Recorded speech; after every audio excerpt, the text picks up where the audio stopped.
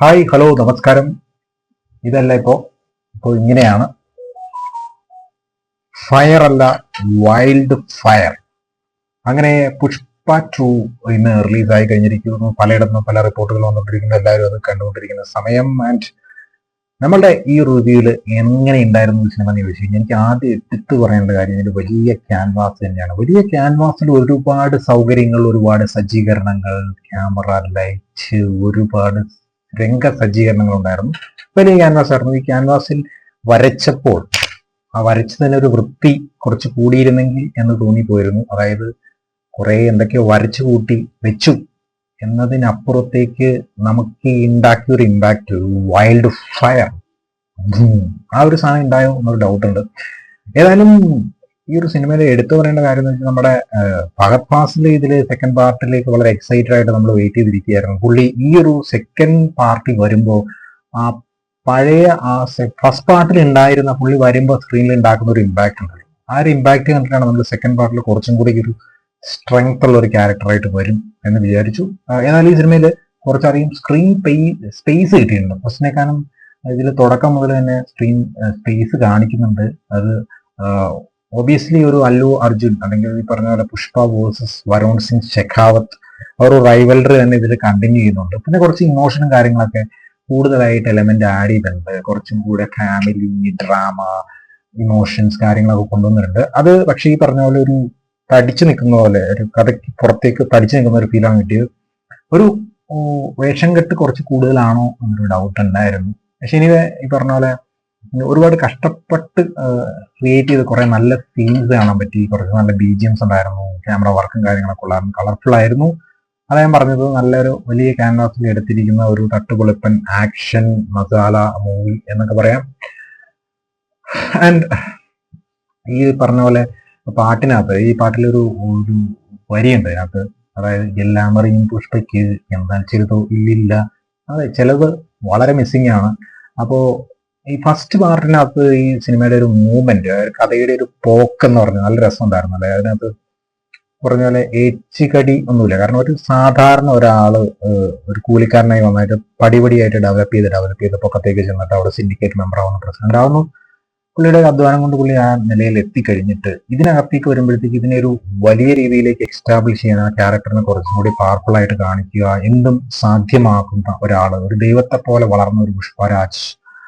ആ പുഷ്പരാജയ്ക്കെതിരെ വീണ്ടും ഒരു പണി കൊടുക്കാനായിട്ട് നിൽക്കുന്ന നമ്മുടെ പഴയ പോലീസുകാരൻ, പിന്നെ കുറച്ച് രാഷ്ട്രീയ ലക്ഷ്യങ്ങൾ, അങ്ങനെ പല കാര്യങ്ങളുണ്ട്. അതിനകത്ത് ഞാൻ മെയിനായിട്ടുള്ള പ്രമേയത്തിലേക്കൊന്നും പോകുന്നില്ല. മെയിനായിട്ട് ആ പ്രമേയം എന്ന് പറയാനില്ല. ശരിക്കും ഫഹദ് ഫാസിൽ അടുത്ത ഒരു സിനിമയിലേക്ക് ഉണ്ടാവില്ല, അല്ലെങ്കിൽ പാർട്ട് 3ക്ക് ഉണ്ടാവില്ല എന്നുള്ള കാര്യം ഇതിനകത്ത് വ്യക്തമാണ്. ഇതോടുകൂടി പുള്ളി ഇതിന് സലാം പറഞ്ഞിട്ടുണ്ട്. പിന്നെ പറഞ്ഞാല് വരുൺ സിംഗ് ഷെഖാവത്തിനെ സംബന്ധിച്ചിടത്തോളം പുള്ളി പുഷ്പരാജിന് കണിയൊരുക്കി അത് പരാജയപ്പെടുകയും വീണ്ടും നോക്കുന്നു, വീണ്ടും ഫെയിൽ ആവുന്നു. അങ്ങനെ ഫെയിലായി പോകുന്ന ഒരു പോലീസുകാരനായിട്ട് തന്നെയാണ് ഇതിനകത്ത്. പക്ഷെ അതിനകത്തൊരു വലിയൊരു വെല്ലുവിളി ഉയർത്തുന്ന ഒരു ക്യാരക്ടറായിട്ട് തോന്നിയില്ല. പക്ഷെ അത് ചെയ്തിരിച്ചു വെച്ചിരിക്കുന്ന ചില മാനരസ്യങ്ങളും അതുപോലെ ചില രസകരമായിട്ടുള്ള ഒരു കാഴ്ചകളുണ്ട്. അത് സിനിമ കാണുമ്പോൾ തന്നെ അറിയാം. എന്നാലും രണ്ടുപേരുടെയും സ്ക്രീൻ പ്രസൻസ് വളരെ സൂപ്പറായിട്ട് വന്നിട്ടുണ്ട്. ആ ഒരു ഫൈറ്റും കാര്യങ്ങളൊക്കെ രസമായിട്ട് വന്നിട്ടുണ്ട്.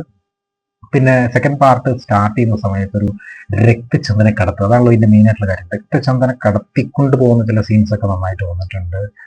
അതർവൈസ് നമ്മൾ ഈ ഒരു പടത്തിൽ അല്ലു അർജുനെ കൂടുതലായിട്ട് ഒന്ന് കാണിക്കുന്നത്, അല്ലെങ്കിൽ ഒരു പവർഫുൾ ആയിട്ട് കാണിക്കുന്നത് ദേവി ഭാവത്തിൽ വരുന്നത് നമ്മൾ ആ ഒരു ട്രെയിലറിന് അല്ലെങ്കിൽ ടീച്ചറിനകത്ത് കണ്ടായിരുന്നു. ആ ഒരു വേഷമൊക്കെ ധരിച്ച് കാളിയുടെ ഒരു രൂപത്തിൽ വരുന്നു. അപ്പൊ ആ ഒരു ലുക്കിന് കൂടുതൽ പ്രോമിനൻസ് ഈ സിനിമയിൽ വന്നിട്ടുണ്ട്.